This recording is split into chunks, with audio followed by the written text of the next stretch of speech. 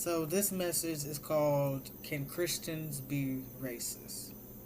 And I know that kind of sounds like a stupid question to ask, but if you look at America's politics, you see that the Republican Party has always claimed to be the party of God, always have claimed to be the conservative party, the party of faith.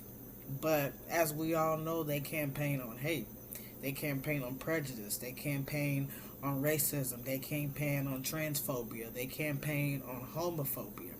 They campaign on intolerance. And I have personally been to churches that were, I guess you could say, lacking in people of color.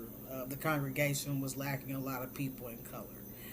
And despite the Bible talking about loving thy neighbor and loving the foreigner and accepting everyone as they are, the racism and the prejudice could be felt in the room. The stares, the looking up and down, the not speaking to me. So that motivated me to write this sermon. And my biggest motivation to write this sermon is the Republican Party. Just sitting back and watching the dysfunction that is in the party. The presidency and the election of Donald Trump also inspired this message. Because again, they call themselves conservatives and Christian and, the party of traditional values, of Christian values, stuff like that.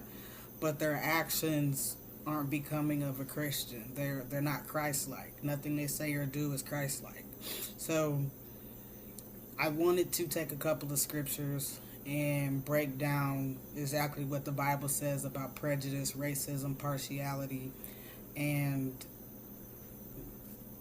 basically letting you all know that you can't be Christian and a racist too. You just can't do it. You can't be a Christian and homophobic. You can't be Christian and transphobic. You can't be Christian and xenophobic.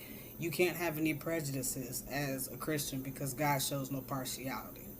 And it's hate and intolerance is not equivalent to Christian.